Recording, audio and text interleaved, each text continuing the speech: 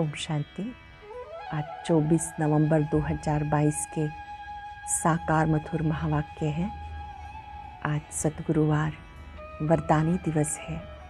परम सतगुरु ने बहुत ही सुंदर वरदान से हम सबको सजाया है और बाबा का ये वरदान हम सबकी स्थिति को बहुत ऊंचा उठाने के लिए है।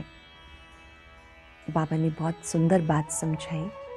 नॉलेजफुल बन, व्यर्थ को समझने, मिटाने और परिवर्तन करने वाले नेचुरल योगी भाव। नेचुरल योगी वही बन सकता है जिसका मन बुद्धि व्यर्थ से मुक्त हो।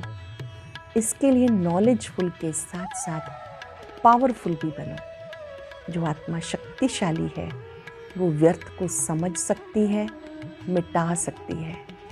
नॉलेज होना कि ये ठीक है, ये गलत है, ये रॉन्ग है, ये राइट है, यहाँ तक ठीक है, लेकिन बुद्धि में नहीं समाना। अगर बुद्धि में समाएंगे तो नेचुरल योगी नहीं बन सकेंगे।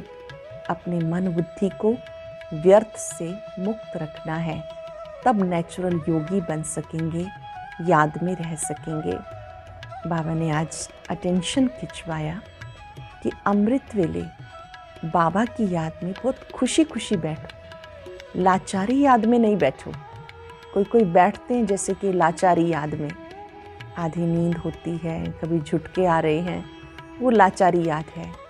खुशी खुशी बाप को याद करेंगे तो विकर्म विनाश होंगे, विकर्माजीत बन जाएंगे। जो भी विकर्मों का बोझा है वो उतर जाएगा। याद की आदत पक्की पक्की डालनी है। यहाँ जब बैठते हैं तो बाबा का आह्वान करना है।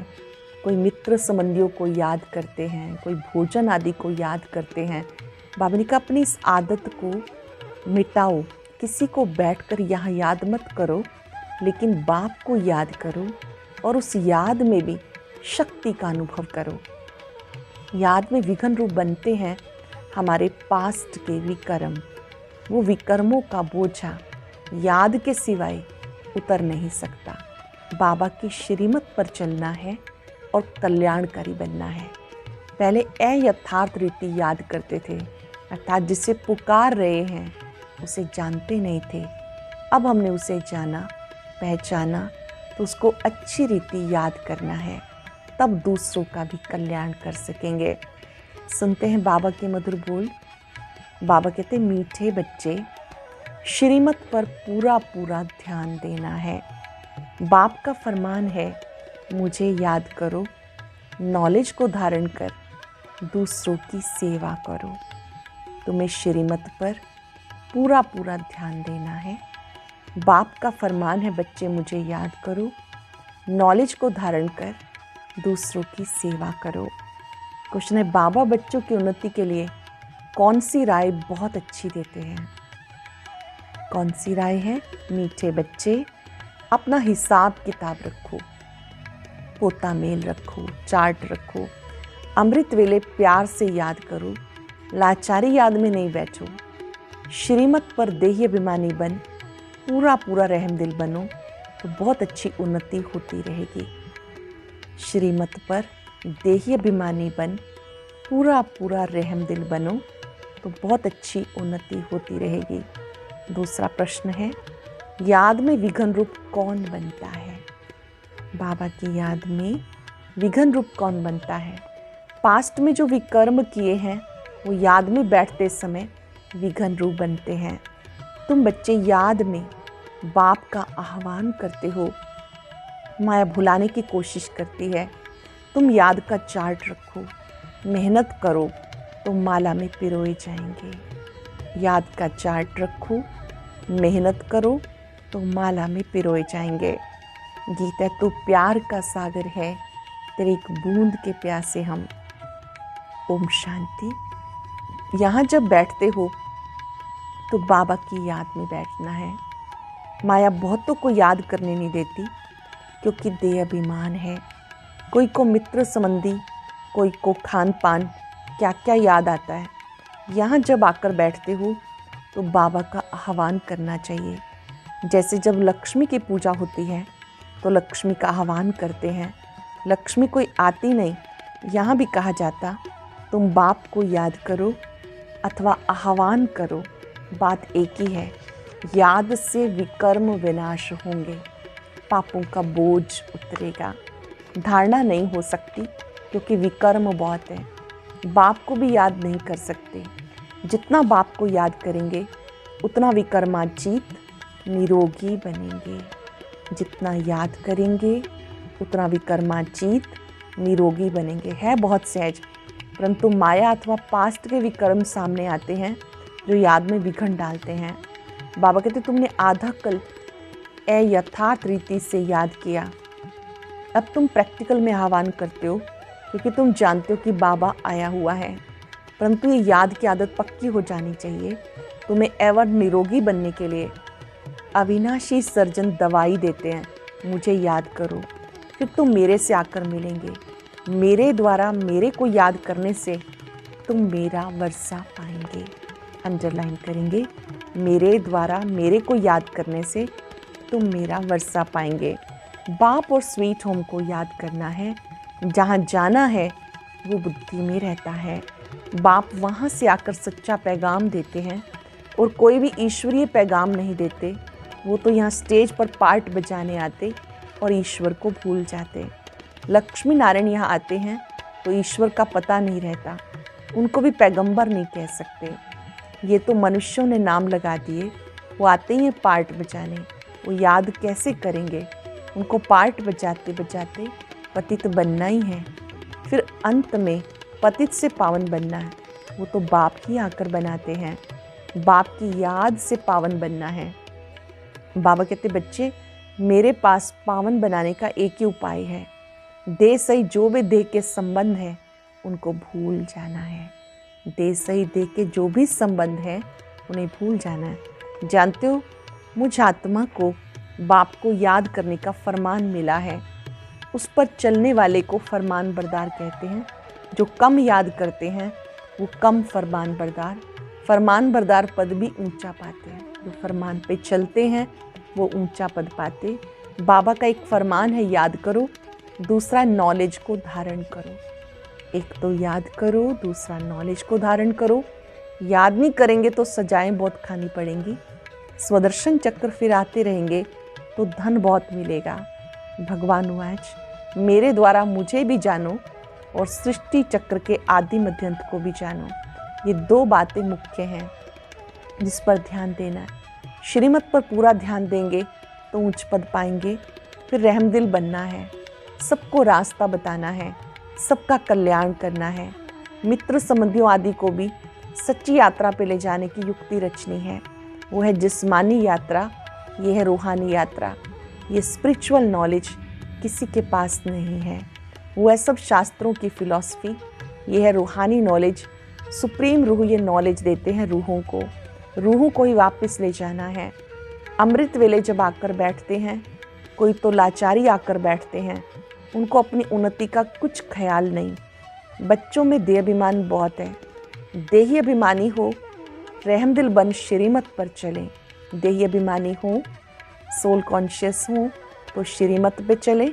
बाबा कहते अपना चार्ट लिखो, कितना समय याद करते हैं। चार्ट लिखो, पूरे दिन में कितना याद करते हैं। आगे चार्ट रखते थे। अच्छा बाबा को ना भेजो, अपने पास तो रखो, अपनी शक्ल देखनी है।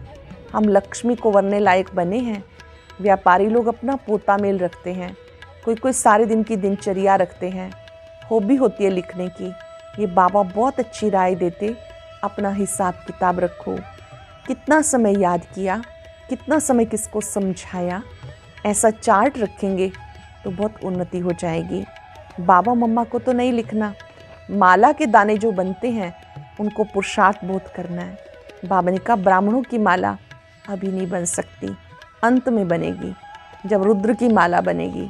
ब्राह्मणों की माला तो बदलती रहती है, आज 3-4 नंबर में है, कल लास्ट 16,108 में चले जाते। कोई गिरते हैं तो बिल्कुल दुर्गति को पा लेते हैं। माला से तो गए, प्रजा में भी चंडाल जाकर बनते हैं। अगर माला में पिरोना है तो मेहनत करो, माला में पिरोना है, मेहनत करो। बाबा सबके लिए बहुत अच्छी राय देते। भले गूंगा हो, कोई को भी इशारे से बाबा की याद दिला सकते हो। अंधे लूले कैसे भी हों, तंदुरुस्त से भी ज़्यादा ऊंच पद पा सकते हैं। सेकंड में जीवन मुक्ति गाई हुई है। बाबा का बना वर्षा मिल गया, उसमें नंबरवार पद हैं। बच्चा पैदा हुआ, वर्षे का हकदार बन गया। यहाँ तुम हो मेल्स बच्चे, बाप से वर्षे का हक लेना। सारा मदार पुरुषार्थ पर है। फिर कहते कल्प पहले भी हार खाई होगी। बॉक्सिंग है ना, पांडवों की थी माया रावण के साथ लड़ाई। कोई तो पुरुषार्थ कर विश्व के मालिक डबल सिरताज बनते हैं, कोई फिर प्रजा में भी नौकर चाकर बनते हैं। सब यहाँ पढ़ रहे हैं, मालिक बनने वाले, नौकर चाकर बनने वाले, प्रजा बनने वाले, सब पढ़ रहे हैं। राजधानी स्थापन हो रही है। अटेंशन आगे वाले दानों की तरफ जाएगा। 8 दाने कैसे चल रहे हैं, पुरुषार्थ से मालूम पड़ जाता है। ऐसे नहीं अंतर्यामी हैं, सबकी दिल को जानते हैं, नहीं, जानी जाननहार अर्थात नॉलेजफुल, सृष्टि के आदि मध्यंत को जानते हैं। बाकी एक एक दिल को थोड़ा ही रीड करेंगे। बाबा नॉलेजफुल है, नॉलेजफुल अर्थात सृष्टि के आदि मध्यंत के ज्ञाता। बाबा ने कहा मुझे आवश्यकता ही नहीं कि मैं एक एक के दिल को बैठ को जाऊं, जानूं या रीड करूं। मुझे थॉट रीडर समझा है क्या? वास्तव में मैं जानी जाननहार अर्थात नॉलेजफुल हूँ। सृष्टि के आदि मध्यंत की मेरे पास नॉलेज है। ये चक्र फिर से कैसे रिपीट होता है, मैं उस रिपीटेशन के राज को जानता हूँ। वह सब राज तुम बच्चों को समझाता हूँ। हर एक समझ सकते हैं परमात्मा कौन है, कितनी सर्विस करते हैं। बाबा एक एक की दिल को जानने का धंधा नहीं करता। वह चैतन्य सृष्टि का बीज नॉलेजफुल है। जाने जाननहार अक्षर बहुत पुराना है। हम तो जो नॉलेज जानते हैं वो पढ़ाते हैं। बाकी आप क्या करते हो वो सारा दिन मैं बैठ के देखूंगा क्या? मैं तो सहज राजयोग ज्ञान सिखाने आया हूँ। बाबा कहते मैं बच्चे तो बहुत हैं, बच्चे ही पत्र आदि लिखते हैं। मैं बच्चों के आगे प्रत्यक्ष होता हूँ। फिर वो सगा है या लगा है, सो फिर मैं समझ सकता हूँ। हर एक की पढ़ाई है, श्रीमत पर सबको एक्ट में लाना है, कल्याणकारी बनना है। श्रीमत पर हर एक्ट करनी है, कल्याणकारी बनना है। जानते हो बृहस्पति को वृक्षपति डे भी कहा जाता है। वृक्षपति सोमनाथ भी ठहरा, शिव भी ठहरा। बच्चों को बहुत करके गुरुवार के दिन स्कूल में बिठाते हैं, गुरु भी करते हैं। तुम्हें सोमनाथ बाप पढ़ाते हैं। रुद्र भी सोमनाथ को कहा जाता। कहते हैं रुद्र ज्ञान यज्ञ, ये एक ही यज्ञ चलता है, इसमें सारी पुरानी दुनिया की सामग्री स्वाह होनी है। तत्व भी उथल पाथल में आ जाते हैं, सब इसमें स्वाह हुए हैं। सामने महाभारत लड़ाई खड़ी है, सब शांति के लिए यज्ञ रचते हैं, परंतु मैटीरियल यज्ञ से शांति हो ना सके। इस यज्ञ से विनाश ज्वाला प्रकट होती है। ये भ्रष्टाचारी दुनिया इसमें स्वाह होने वाली है। सब बच्चों को देखना है, देखने वाले बड़े महावीर चाहिए। मनुष्य तो हाय हाय करेंगे, तुम्हारे लिए लिखा हुआ है मिरवा मौत मलू का शिकार। सत्युग में बहुत थोड़े मनुष्य थे, एक धर्म था। अब कलयुग के अंत में देखो कितने मनुष्य हैं, कितने धर्म हैं। ये सब धर्म कहाँ तक चलेंगे? सत्युग जरूर आना है। अब सत्युग की स्थापना कौन करेंगे? रचता बाप ही करेंगे। कलयुग का विनाश सामने खड़ा है। तुम भूल गए हो गीता का भगवान कौन है। भगवान ने स्वर्ग की स्थापना की, इसमें लड़ाई की कोई बात नहीं। उसमें माया पर जीत पहनाई। इस राज को ना समझ उन्होंने असुर और देवताओं की लड़ाई दिखाई, वह तो होती नहीं। तुम बच्चों को बाप द्वारा जो पास्ट प्रेजेंट फ्यूचर की नॉलेज मिली है, ये स्वदर्शन चक्र तुम्हें फिराना है। तुम्हें जो नॉलेज मिली है उसके लिए स्वदर्शन चक्र फिराना है। बाप और रचना को याद करना है। कितनी सहज बात है।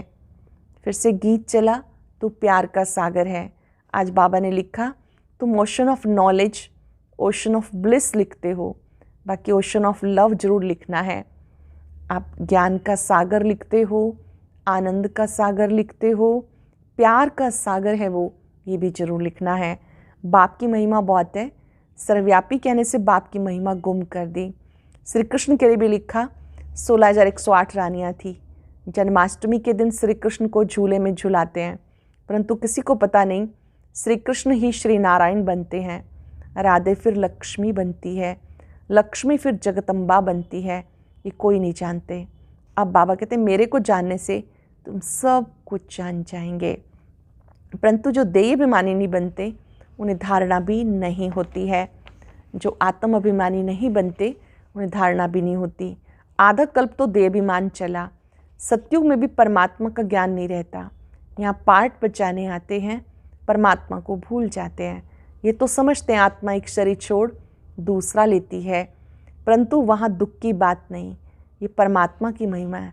ज्ञान सागर, प्रेम का सागर, सुख का सागर, एक बूंद है मन मना भव, मध्याजी भव। ये मिलने से हम विषय सागर से क्षीर सागर में चले जाते हैं। स्वर्ग में घी दूध की नदियाँ बहती हैं, ये सब महिमा है। बाकी घी दूध की नदियाँ थोड़ी हो सकती हैं। तो महिमा में कहा जाता है कि सब कुछ पर्याप्त मात्रा में होता है, अधिक होता है। बाबा ने कहा सच में कोई दूध घी की नदियाँ थोड़ी बहती हैं, ये सब महिमा है। ये तुम जानते हो स्वर्ग किसे कहते हैं। भले अजमेर में मॉडल है, जानते कुछ नहीं। तुम कोई को समझाओ झट समझ जाएंगे। बाकी रास विलास तो खेल कूद है। जैसे बाबा के पास आदि मध्यंत का ज्ञान है, तुम बच्चों की बुद्धि में भी फिरना चाहिए। बाबा की महिमा एक्यूरेट सुनानी है। उनकी महिमा अपरंपार है। सब एक जैसे नहीं हो सकते, हर एक को अपना अपना पार्ट मिला हुआ है। पोप का भी अगर ड्रामानुसार पार्ट होगा तो मिलेगा, अगर दूसरा होगा फिर आगे चलकर देखेंगे। जो दिव्य दृष्टि से दिखाया था सब इन आँखों से देखेंगे। विष्णु का साक्षात्कार किया, वहाँ भी प्रैक्टिकल जाएंगे, फिर साक्षात्कार होना बंद हो जाता। सतयुग त्रेता में न साक्षात्कार न भक्ति, फिर भक्ति मार्ग से बातें शुरू होती। कितनी अच्छी अच्छी बातें बाबा समझाते, जो फिर बच्चों को औरों को समझानी है। बहनों भाइयों आकर बाप से वर्षा लो, उस ज्ञान से परमात्मा को सर्वव्यापी कह महिमा गुम कर दी और ग्लानि कर दी। तुम बच्चे यथार्थ महिमा को जानते हो। इस समय आप बाबा की यथार्थ महिमा जानते हो। अच्छा, मीठे मीठे सिक्के लदे बच्चों प्रति माता पिता बाप दादा का याद प्यार गुड मॉर्निंग।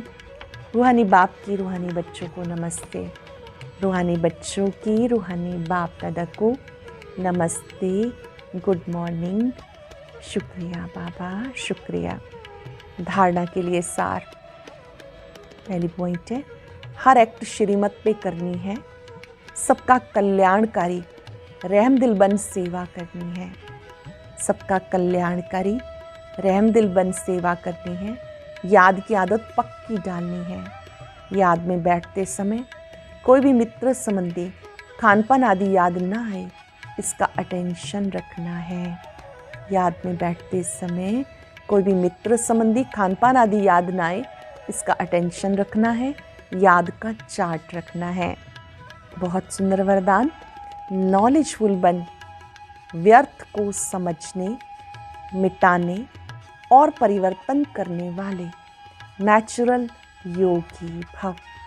नॉलेजफुल बन, व्यर्थ को समझने, मिटाने और परिवर्तन करने वाले नेचुरल योगी भव। नेचुरल योगी बनने के लिए मन और बुद्धि को व्यर्थ से बिल्कुल फ्री रखो। इसके लिए नॉलेजफुल के साथ साथ पावरफुल बनो। भले नॉलेज के आधार पर समझते हो ये रॉन्ग है, ये राइट है, ये ऐसा है, लेकिन अंदर में समाओ मत। ज्ञान अर्थात समझ, और समझदार उसको कहते हैं जिसे समझना भी आता हो, मिटाना भी आता हो, परिवर्तन करना भी आता हो। तो जब व्यर्थ वृत्ति, व्यर्थ वाइब्रेशन स्वाहा करो, तब कहेंगे नेचुरल योगी। जब व्यर्थ वृत्ति, व्यर्थ वाइब्रेशन स्वाहा कर दो, तब कहेंगे नेचुरल योगी। स्लोगन है, व्यर्थ से बेपरवाह रहो, मर्यादाओं में नहीं। व्यर्थ से बेपरवाह रहो, मर्यादाओं में नहीं। आज याद करेंगे, मैं नेचुरल योगी हूँ। बाबा ने मुझे अपना वरद हस्त सिर पर रखते हुए आज स्पेशल वरदान दिया है, मैं नेचुरल योगी हूँ। बाबा ने मुझे नॉलेजफुल के साथ पावरफुल भी बनाया है। व्यर्थ को समझना, मिटाना, परिवर्तन करना सिखाया है।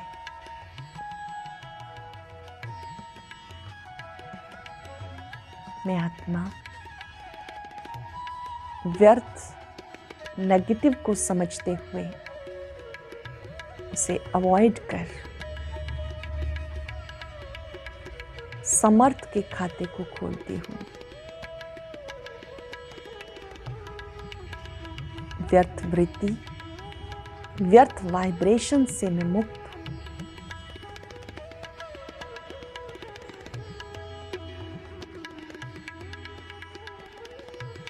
सर्वशक्तिवान बाबा पर एकाग्र होकर उनसे शक्तियां लें।